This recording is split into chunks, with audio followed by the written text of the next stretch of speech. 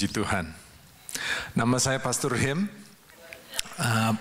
Pagi hari ini Pastor Tom berada di San Diego. Dia melayani di San Diego, dan Pastor Paul dia melayani di Indonesia. As a matter of fact, kalau nggak salah hari ini atau esok dia akan berangkat ke Papua.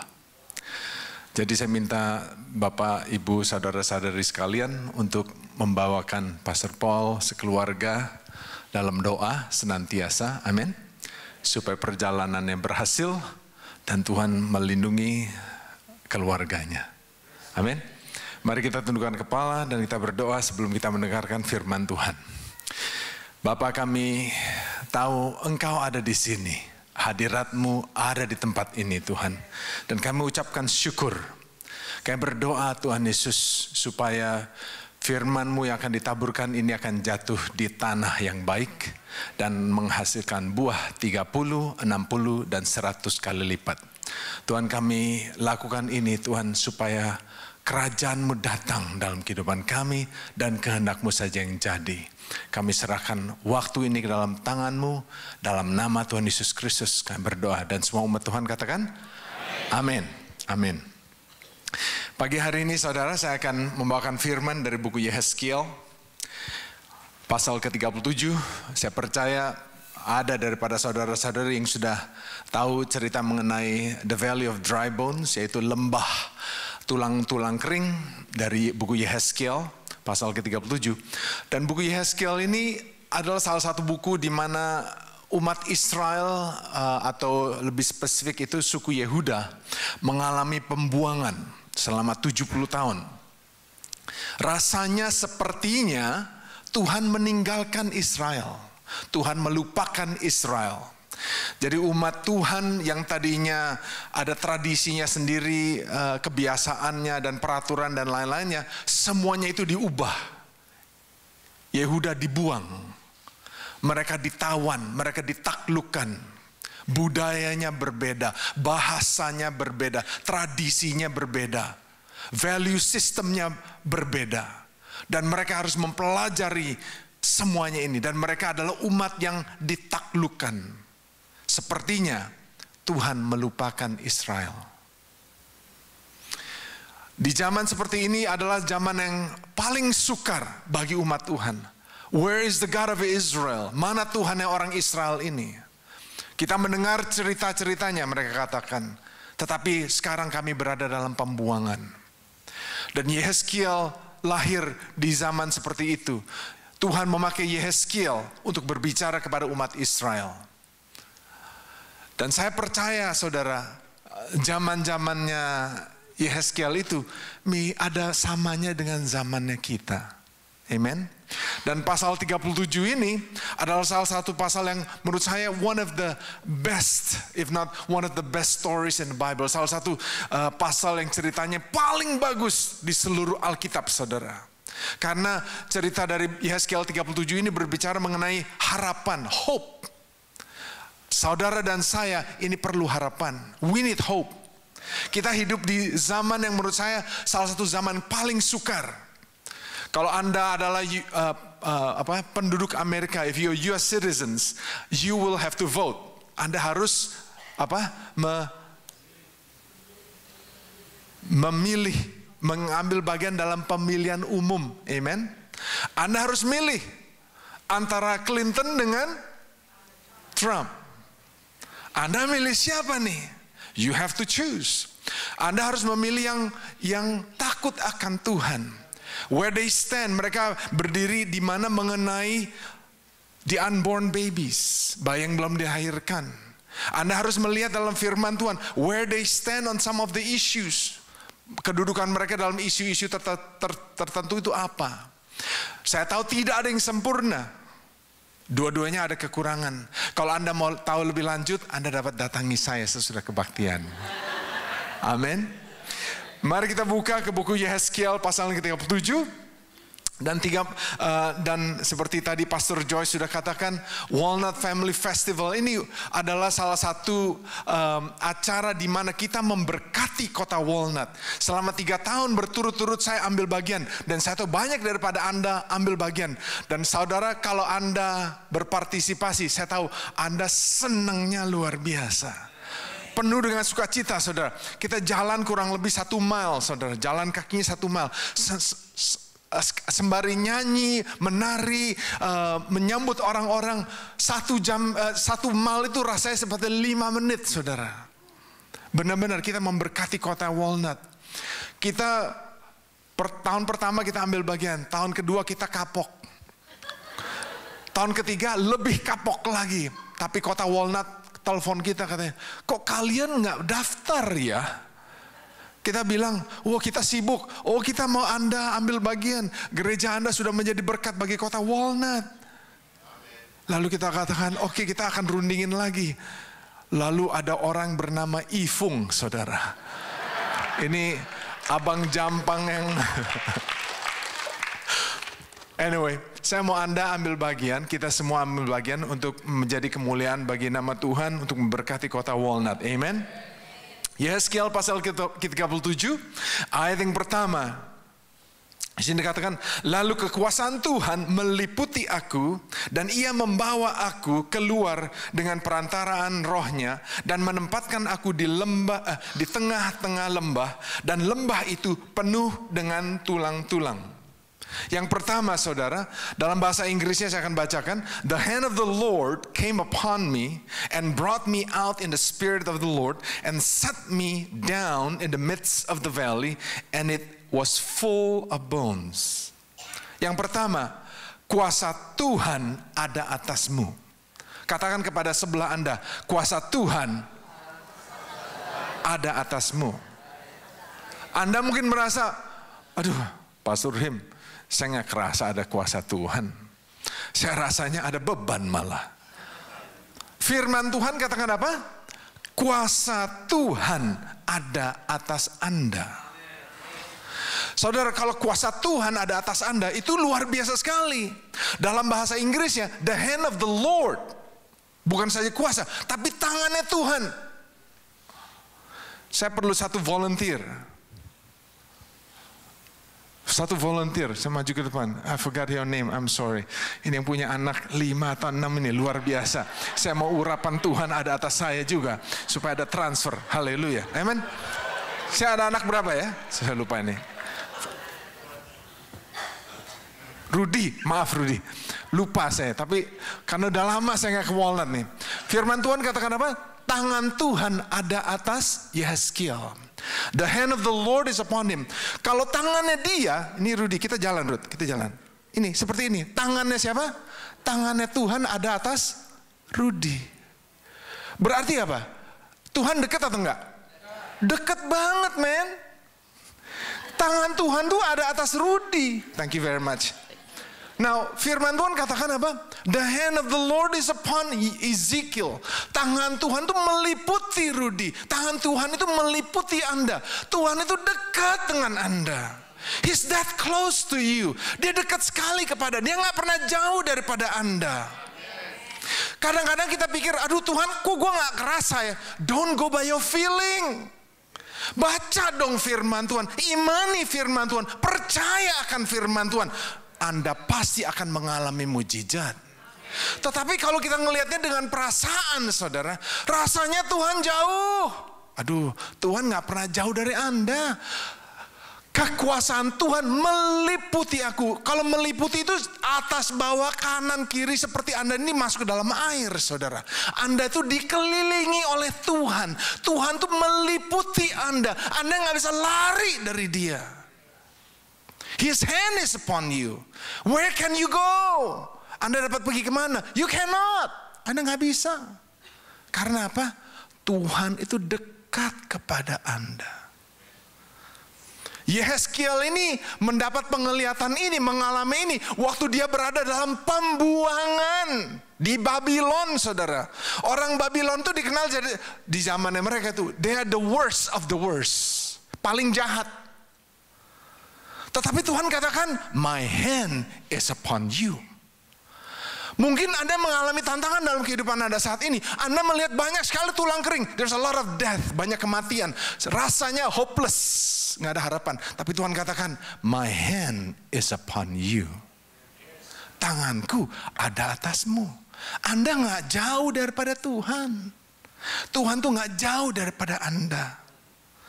He's close to you, He's near you. Dia dekat dengan Anda.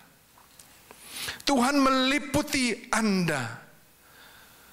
Dalam bahasa Inggrisnya, He came to me. Tuhan datang kepada Yehezkiel. Dia nggak tahu waktu dia dikunjungin Tuhan. Saudara tahu, Tuhan dapat mendatangi Anda in so many different ways. Jalannya itu luar biasa. Jalannya Tuhan tuh nggak masuk akal seringkalinya. Kita pernah mendengar bahwa Yehezkiel mendapat penglihatan. He got a vision. Tuhan mendatangi Yehezkiel dengan apa? Penglihatan. Are you with me? Anda pernah nggak didatangi Tuhan dengan bentuk seperti mimpi? Pernah nggak? Pernah kan ya? Pernahkah Tuhan mendatangi Anda sebagai masalah? Sebagai tantangan? Problem? Pernahkah Anda berpikir bahwa itu adalah Tuhan mendatangi Anda? Tuhan trying to get your attention. He's knocking. Dia mengetuk. Tapi seringkali kalau kita tahu itu Tuhan, kita nggak mau buka pintu. Karena kita tahu Tuhan menyuruh kita lakukan ini, lakukan itu, tapi kita lagi nggak mau berubah. Tuhan Yesus tidak pernah berubah, saya juga tidak mau berubah. Tuhan dapat datang kepada Anda sebagai challenge, tapi Tuhan juga dapat datang kepada Anda sebagai gift, karunia. Tuhan memberikan Anda sebuah karunia atau a desire, keinginan. God can visit you. God can come to you through that area. Melalui hal tersebut Tuhan mendatangi Anda. Tuhan mengetuk hati Anda. Tuhan mendatangi Bapak Tony Gunawan dengan karunia main apa tuh dia? Badminton, saudara. Saya sudah beberapa bulan nggak ketemu dengan Pak Tony di sini. I'm glad to see you. God can give you gift. Tuhan memberikan Anda karunia. Dan pakai itu untuk menjadi kemuliaan bagi Tuhan Yesus. He comes to you. Dalam contohnya ini, Tuhan mendatangi. He came to Ezekiel. Tapi Tuhan juga dapat datang kepada Anda. Mungkin dia sedang mendatangi Anda pada pagi ini. Pagi hari ini, as I'm speaking to you, Tuhan mengingatkan Anda, hey, ampunin itu orang dong. Maafin tuh. Can you? Will you? Dapatkah Anda lakukan itu? Maukah Anda melakukan hal tersebut?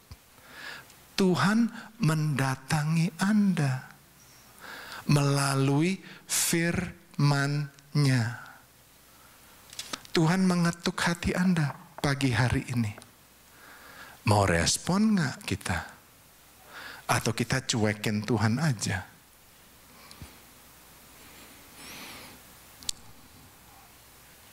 He nudges you. He nudge you. Seperti halnya dia bicara kepada kita. Waktu Anda sedang menyembah dia.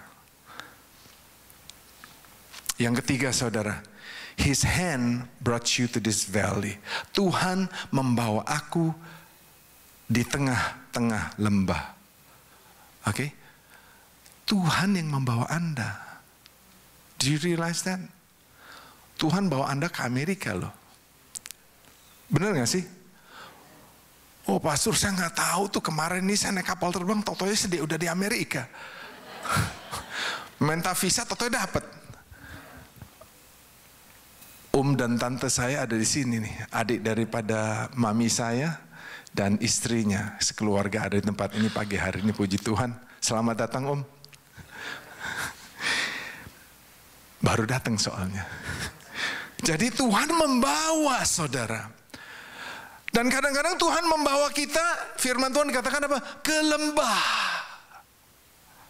Lembah itu tempat yang tinggi atau tempat yang rendah? Rendah. Ada kalanya Tuhan akan merendahkan Anda. Enak gak sih kalau direndahin? Maunya ditinggiin atau direndahin? Tapi di saat ini udah di dalam pembuangan dalam Babylon, Tuhan membawa Yesiel ke tempat yang mana? Rendah. Aduh. Ancua. Ya. Udah sukar di pembuangan, ditawan, ditaklukkan, dibawa ke tempat yang rendah. Rasanya udah sukar tambah sukar lagi. Udah susah tambah susah lagi. Udah ada tantangan ditambah lagi tantangan. Lagi mengalami penderitaan ditambah lagi apa? Penderitaan. Kalau Anda Yehezkiel, Anda lakukan apa? If you Ezekiel, what would you do? Kalau Anda Yehezkiel, apa yang Anda akan lakukan? Kalau Anda adalah Anda, apa yang Anda akan lakukan?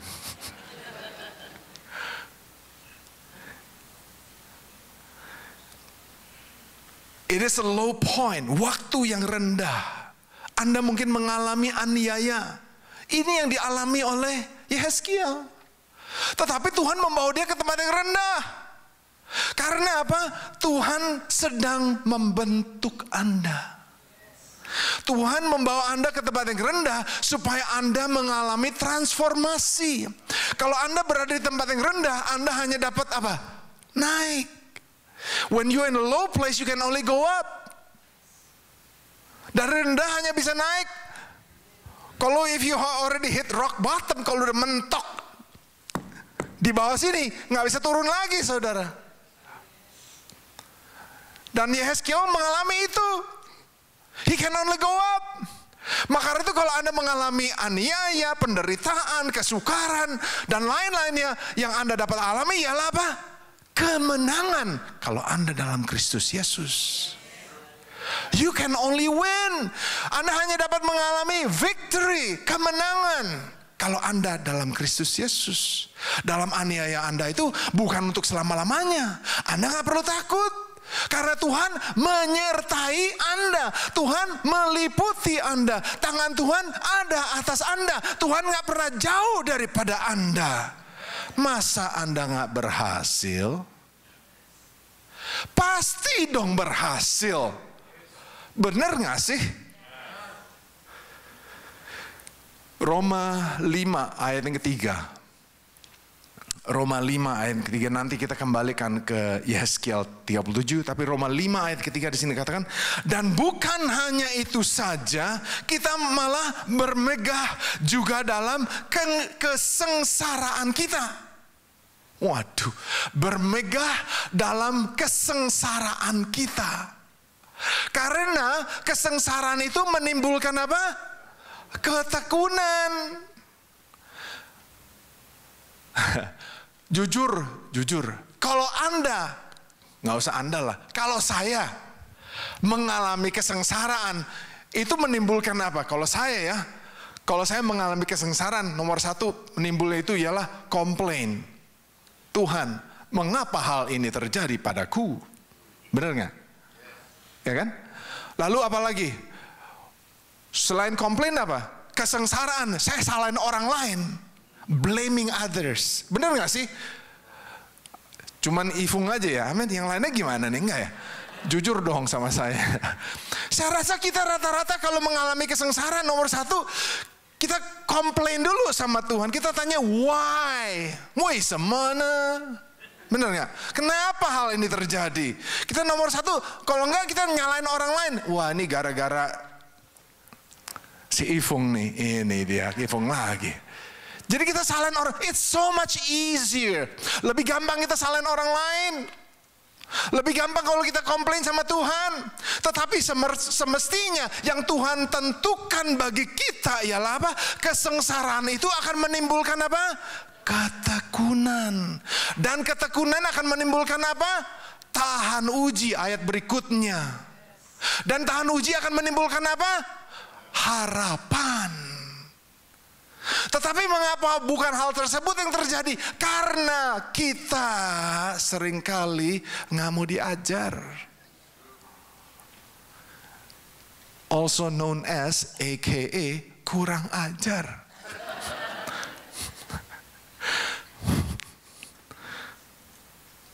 Yesaya 48 ayat 10 berbicara mengenai dapur kesengsaraan. Siapa mau yang masuk ke dalam dapur kesengsaraan?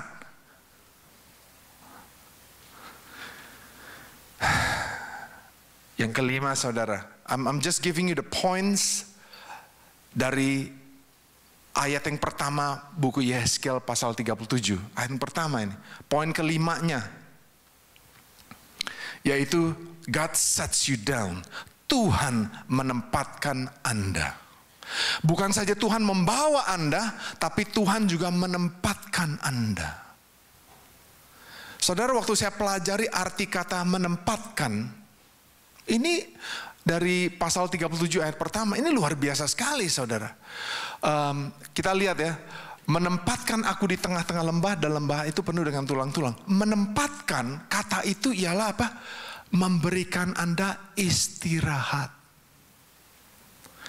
He gives you rest. Kata yang sama menempatkan ini ada di ayat Yesaya 11 ayat 2. Yesaya 11 ayat 2. Saya mau Anda menghafalkan Yesaya 11 ayat 2 dan 3. Roh Tuhan ada atasku. Kalau nya itu ganti dengan ku. Amin. Bisa gak sih? Anda percaya gak roh Tuhan ada atas Anda? Ya. Jadi roh Tuhan ada atasku. Roh hikmat dan pengertian, roh nasihat dan keperkasaan, roh pengenalan dan takut akan Tuhan. Sevenfold of the Spirit of God. 7 lipat atau 7 lipat daripada roh Tuhan ada atas Anda. Now, kata akan ada itu ialah rest, beristirahat. Itu artinya menempatkan. The root word sama, akarnya itu sama. Berarti apa? Tuhan menempatkan Yehezkiel, bukan saja Tuhan membawa, tetapi Tuhan menempatkan Yehezkiel di tengah-tengah lembah tulang kering. Dan kelihatannya kematian, benar nggak? It's all death all around him. Semua sekelilingnya itu kematian. Tulang kering itu bukan berbicara mengenai kehidupan. Tulang kering itu berbicara mengenai kematian, saudara. Tetapi waktu Tuhan menempatkan dia di sana, Tuhan itu sebetulnya memberikan Yehezkiel apa? Istirahat. Tetapi masalahnya kita ini bergumul. Kita ini memberontak. Kita ini nggak terima. Bener gak sih? Kita ini komplain, nyalain orang lain, nuding sana, nuding situ, tersinggung sini, tersinggung situ, gak datang ke gereja lagi. Pindah gereja, masalahnya tambah banyak atau tambah sedikit? Tambah banyak, tambah dikenal orang. Oh, si Anu tuh dari gereja sana, pindah sini, pindah sana, pindah sana. Musuhnya tambah banyak. Berarti apa? Bertobatlah. Tuhan sedang bicara kepada Anda yang ketawa. Haleluya. Kena nih semuanya, kena. Haleluya. Jangan kita melawan dia. Dia yang menempatkan kita karena dia mau memberikan kita istirahat. He wants to give us rest. Roh Tuhan akan ada. That means Tuhan itu dalam bahasa Inggrisnya He settle you. Dia menempatkan Anda di sana. He sets you down. Dia membuat Anda duduk diam. Pay attention will you. Tapi seringkalinya kita memberontak, seringkalinya kita melawan Tuhan, seringkalinya kita bergumul dengan kekuatan kita, memakai hikmat kita, kemampuan kita, keahliannya kita. Semua jalan Tuhan tutup. God close all the doors. Tuhan menutup semua jalan. Kanan ditutup, kiri tutup, depan tutup, belakang tutup, bawah tutup. Anda hanya dapat melihat kemana? Ke atas. Hanya jalannya Tuhan. Sampai sudah babak belur, sampai hutang ke sana, hutang ke sini, musuh di sana, musuh di sini. Akhirnya kita baru give up. Aduh Tuhan, gua give up dah. Meu panfa. Udah gak ada harapan lagi. Baru mau menyerah. Lebih baik percaya Tuhan dari hari pertama. Kalau Tuhan izinkan kesengsaraan datang kepada kita, jangan kita melawan Dia. Jangan kita komplain, jangan kita menggerutu, jangan kita pindah gereja sana sini, atau sebel sama siapa, sebel. Aduh, ampunin aja deh, lebih gampang.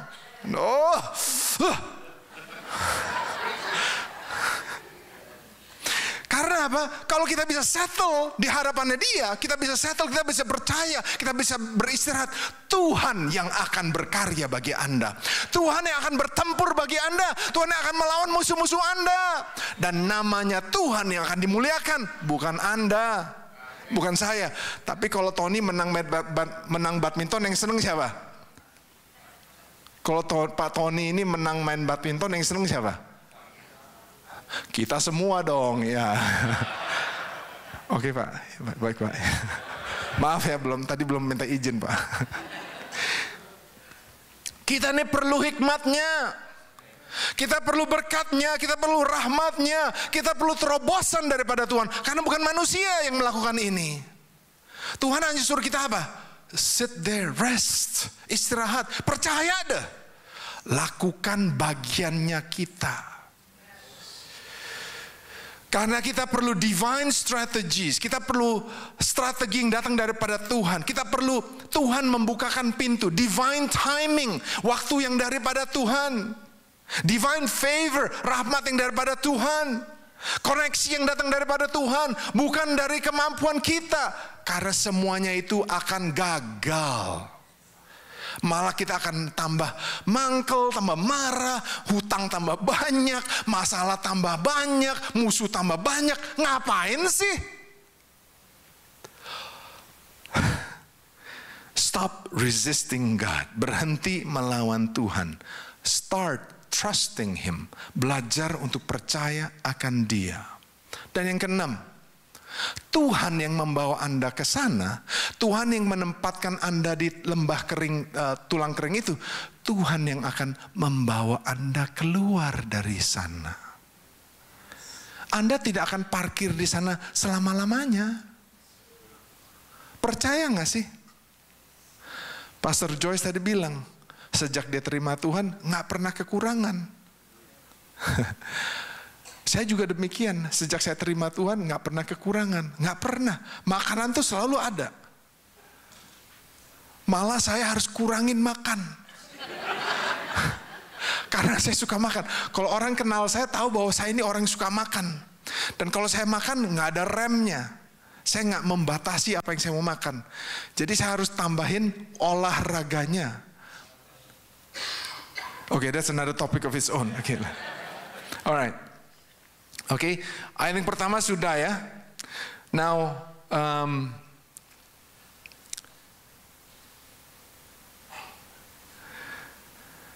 alright. Kita lihat ke ayat yang keempat. I skip 2 or 3 verses. Yehezkiel 37 ayat keempat. Again he said to me, lalu firman-Nya kepadaku, bernubuatlah mengenai tulang-tulang ini dan katakanlah kepadanya, hai tulang-tulang yang kering, dengarlah firman Tuhan. Dan kalau saya dapat menguruti nomornya, nomor 7 ialah apa? Bernubuat kepada tulang kering. Bernubuat, prophesy. Malah di sini dikatakan dalam bahasa Inggrisnya, bernubuatlah mengenai tulang-tulang dan katakanlah kepadanya. Berarti apa? Anda bernubuat atas tulang kering Anda. Anda katakan firman Tuhan atas tulang kering Anda. Bukan tulang kering ini betis, bukan itu maksud saya saudara. Tapi tulang kering itu ialah tantangan yang Anda hadapi. Masalah yang Anda ada, yang kelihatan nggak mungkin. Nggak mungkin. Saya mempunyai seorang teman, seorang hamba Tuhan. Saya baru ketemu dia beberapa bulan yang lalu. Seorang hamba Tuhan, dia adalah the pastor of counseling. Dia nih pasturnya untuk gereja yang cukup besar dan dia yang in charge of counseling di gerejanya. Jemaat di gerejanya itu ada 12.000. Gede nggak gereja 12.000? Kita ini di sini mungkin 200 lah, maksimum 200. Gerejanya dia tuh banji ya, saya bawa banji ya, 12.000. 12.000. Si bisa ketawa nih di sini. 12.000 jemaatnya. Saudara tahu, dia ikut Tuhan all his life. Hamba Tuhan. Anaknya juga ikut Tuhan. Istrinya, saudara, ngajar di Christian University, Cal Baptist di Riverside. Satu hari anaknya murtad. Anaknya yang sekolah Kristen, SD, SMP, go to college, satu hari murtad. Murtadnya gimana? Nggak, jadi atheist. Jadi apa? Atheist itu nggak percaya bahwa Tuhan itu ada. Masuk akal nggak? Nggak masuk akal. Itu tulang keringnya dia, saudara. Sengsara nggak kalau anak menjadi seperti itu? Sengsara, saudara. Yang paling sengsara itu ialah kalau sesuatu buruk terjadi kepada orang yang kita kasihi. Apalagi anak kita sendiri. Apalagi orang tua kita sendiri. Atau saudara kita sendiri. Atau suami atau istri kita. Ini terjadi pada dia. Firman Tuhan katakan apa? Prophesy, bernubuat. Pegang akan janji-janjinya Tuhan. Nyatakan, katakan firman Tuhan atas situasi Anda. Karena di buku Lukas pasal 15 itu berbicara mengenai 3 hal yang hilang. Anak yang hilang, apa yang terjadi dengan dia? Kembali dia, amen. Lukas 15, the prodigal son, anak yang hilang kembali. Uang yang hilang, dirham yang hilang, kembali nggak? Kembali. Lalu domba yang hilang, kembali nggak? Kembali, saudara. Tuhan selalu memulihkan. Bagiannya adalah Anda percaya nggak? Anda mau komplain atau Anda mempercayakan firman Tuhan? Tuhan kita tuh luar biasa, saudara. Ayub pasal 22 ayat 28. Ini favoritnya Pastor Tom nih. Ayub 22 ayat 28. Dalam bahasa Indonesianya, engkau akan, ini dalam bahasa Indonesia terjemahan saya. Engkau, maaf, jadi nggak ada di sana. Engkau akan menyatakan sesuatu dan akan terjadi bagimu, dan terang Tuhan akan ada pada jalanmu. You shall declare a thing and it shall be established to you, so light will shine on your ways. Anda harus mau menyatakan kebenaran akan firman Tuhan. Anak saya akan kembali. Declare. Nyatakan dengan mulut Anda. Bukan komplain. Kita harus cabut hal-hal yang negatif kita pernah katakan. Kita cabut hal-hal di mana kita mengakui, aduh nggak mungkin. Aduh nggak mungkin. Gue jitak loh. Mungkin tidak ada yang mustahil bagi Tuhan. Amin. Kadang-kadang saya harus jitak diri saya sendiri, saudara. Kita ini ngaku hal yang negatif yang berlawanan dengan firman Tuhan. Gimana sih? Katanya Kristen lagi.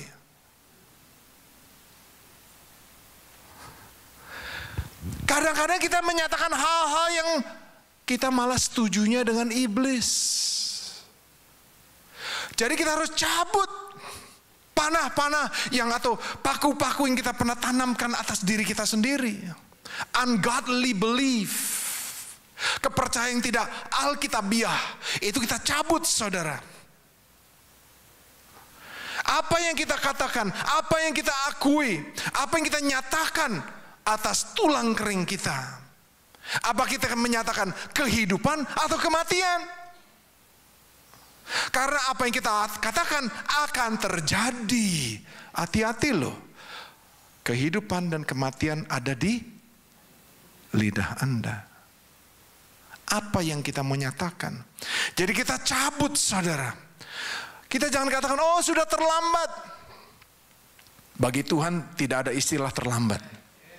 Tuhan memberikan kita kesempatan demi kesempatan. Oh nggak mungkin. Bagi Tuhan tidak ada yang mustahil.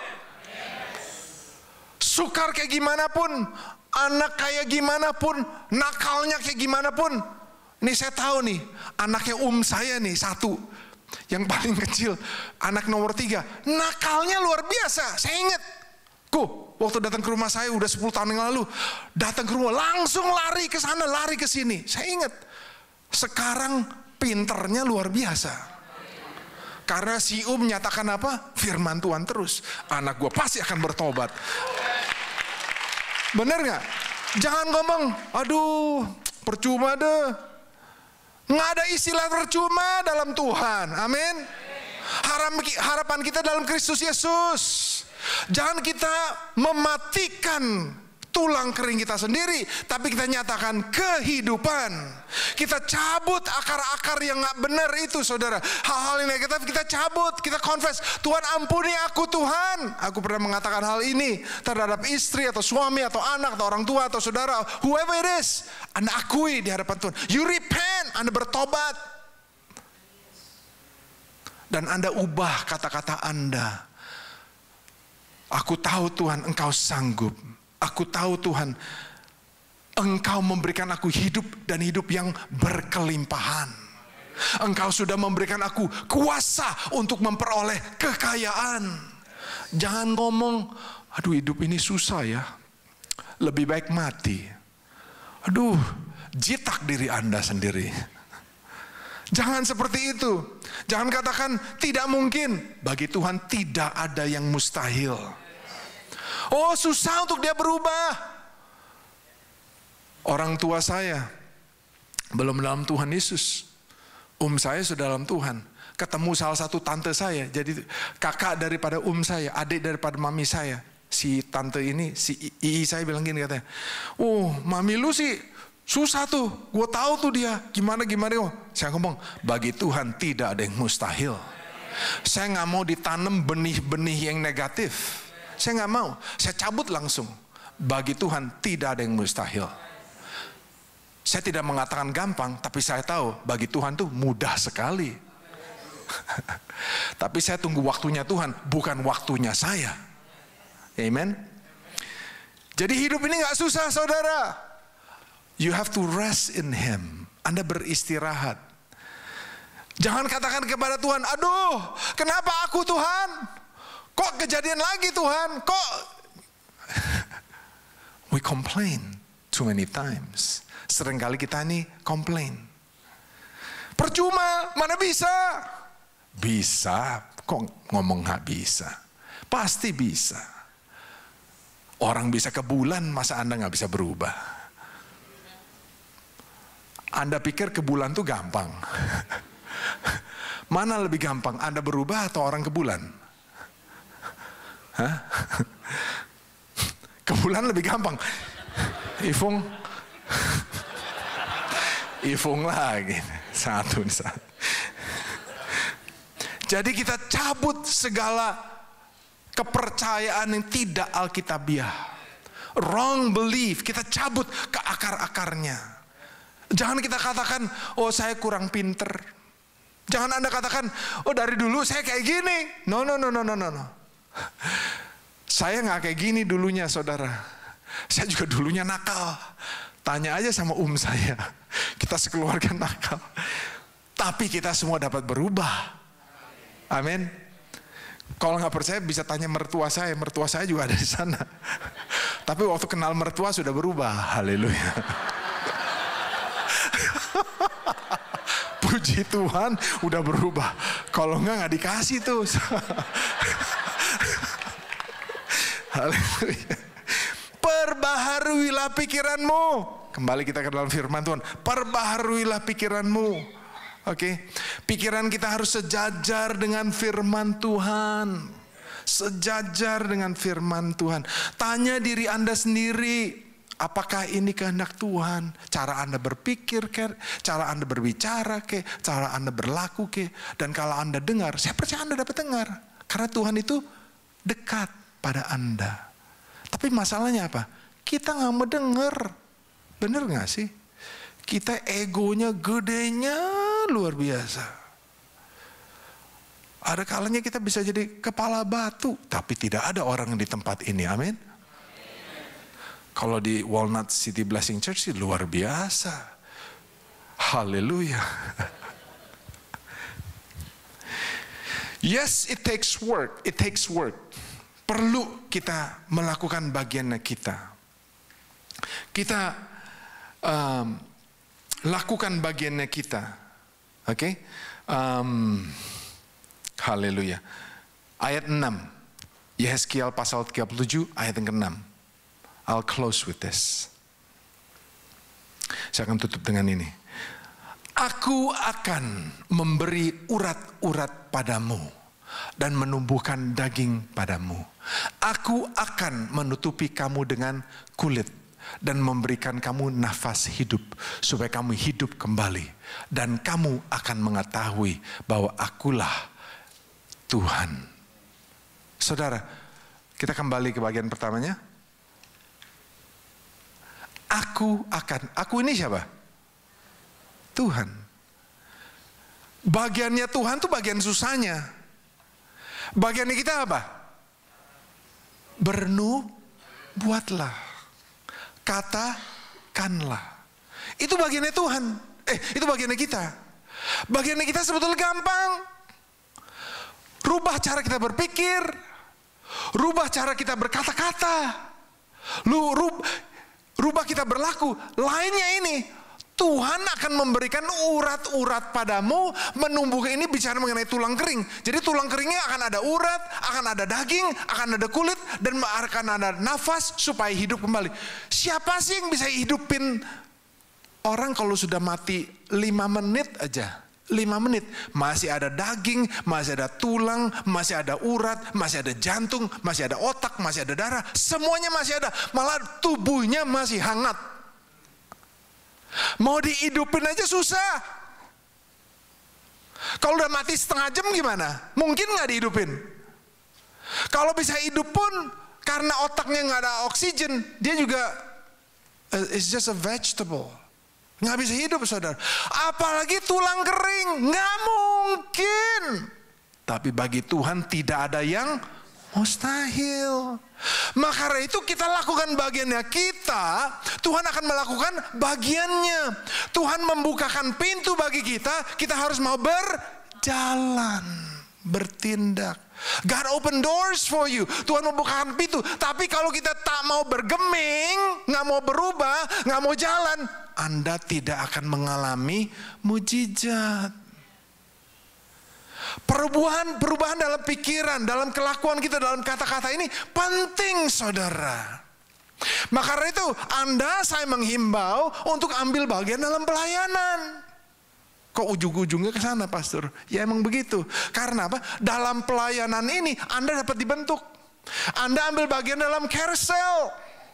Anda ambil bagian dalam Walnut Family Festival. Karena apa? Dalam pelayanan, waktu Anda berinteraksi satu dengan yang lain, pasti Anda akan disakiti oleh orang lain. Tuhan membawa Anda ke lembah tulang kering. Haleluya. Dan waktu Anda mengalami sakit tersebut, istilah kesengsaraan atau penderitaan atau challenge or whatever it is, Anda akan katakan apa? Gue mau pindah gereja dah. Anda perlu jitak diri Anda sendiri. Haleluya. Kalau Anda nggak ambil pelayanan, Anda tidak akan mengalami gesekan. Kalau Anda nggak ambil bagian dalam carousel, Anda nggak tahu tuh istilahnya submit, tunduk. Waktu Pastor Joyce katakan, datang ke gereja harus terlambat. Amin. Datang ke gereja harus apa? Haleluya. Saudara tahu, those musicians and singers, musician dan singers itu, mereka datangnya jam berapa tau nggak? Jam 7. Ushers tuh pintu dibuka dan lain-lainnya. Saudara tahu, they do this bukan setahun sekali, saudara. Every week. Dan bukan saja waktu hari ini toh, tapi hari Rabunya latihan. Tahu nggak latihan artinya apa? Practice, saudara. Apa itu? What do you say? Ini istrinya perlu di sebelah sono, suaminya di sebelah sini. Haleluya. They do this every week, tiap minggu, saudara. Lalu Anda datang seperti, I'm on time, ke pastornya belum khotbah. Aduh, tuh yang ketawa tuh siapa tuh? Cita ya?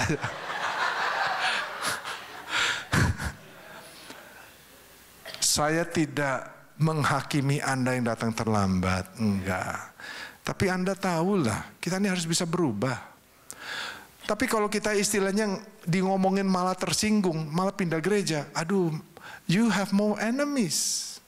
Malah kita ini harus mau mengizinkan Tuhan membawa kita ke lembah tulang kering, may it be kesengsaraan atau tantangan atau kekecewaan, whatever it is. You rest there. Kita istirahat, melihat tangan Tuhan bekerja. Karena apa? Tuhan yang akan memberi urat-urat padamu. Menumbuhkan daging padamu, menutupi kamu dengan kulit, memberikan apa? Nafas hidup supaya kamu hidup kembali. Why? All this time you're dead. Selama ini Anda mengalami apa? Kematian. Walaupun Anda kelihatannya hidup, tapi semestinya apa? Kelihatannya apa? You are not alive to the fullest. Anda tidak hidup di dalam fullness of life. Haleluya.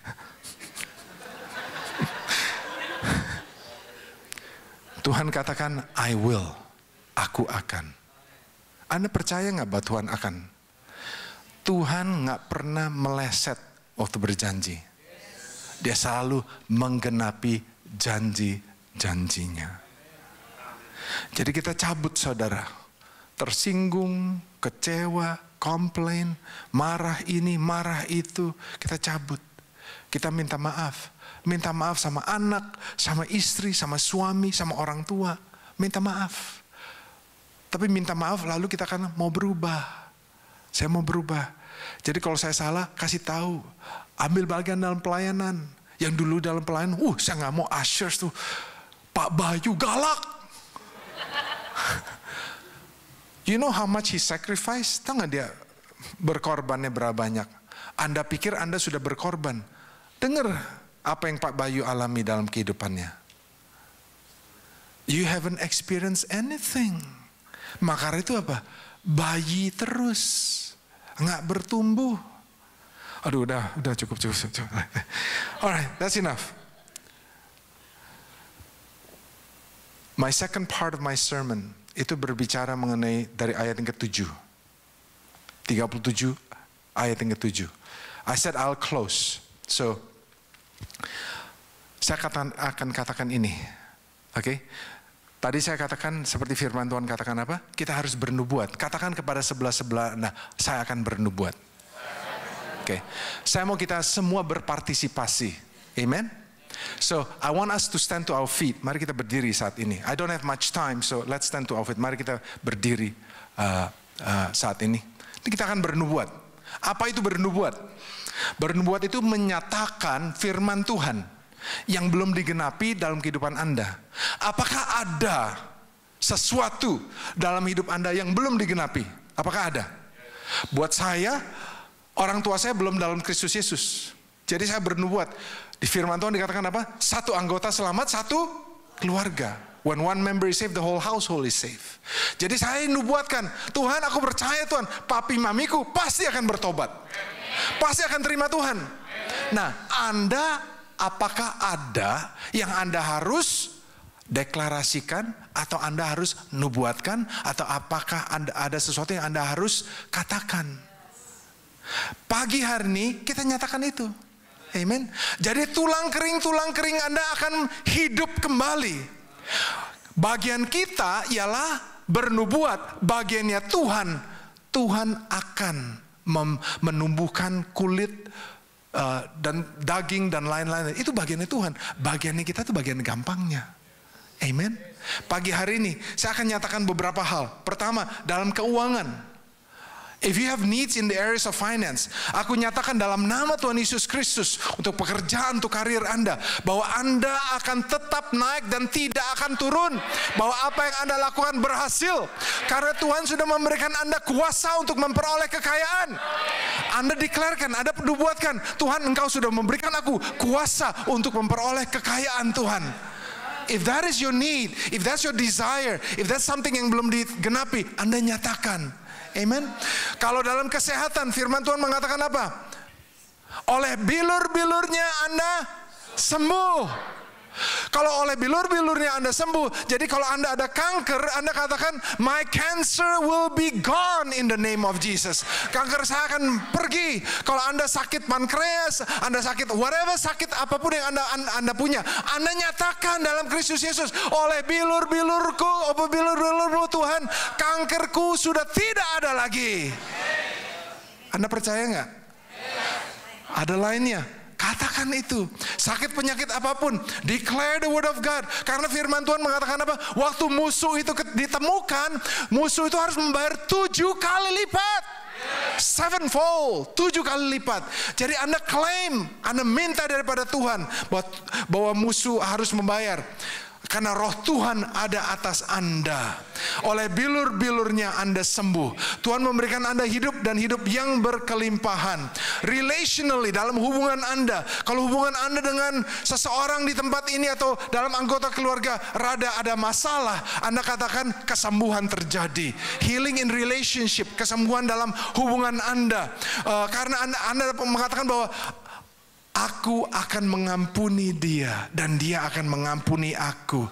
Karena Tuhan sudah menebus aku oleh bilur-bilurnya dan oleh pekerjaan di kayu salib, dosa-dosaku sudah dibayar. Your sins have been forgiven. Jadi Anda ketemu orang, Anda gak perlu takut. Karena dosa Anda sudah diampuni Tuhan Yesus. Amen. Uang yang hilang akan kembali, anak yang hilang akan kembali, domba yang hilang akan kembali. Broken relationships will be mended. Hubungan yang retak akan dipulihkan. Broken beyond repair, healing beyond belief. Tuhan akan memberikan Anda hikmat dan kemampuan. The flower will bloom, kembang akan bersemi, matahari akan keluar, bersinar, tangisan Anda akan merubah menjadi tari-tarian. Anda bisa dengar nggak? Anda bisa melihat nggak? Anda percaya nggak? Anda nyatakan, dan hal itu akan terjadi. Bapa, dalam nama Tuhan Yesus Kristus, kami terima Tuhan akan janji-janji-Mu Tuhan dalam kehidupan kami.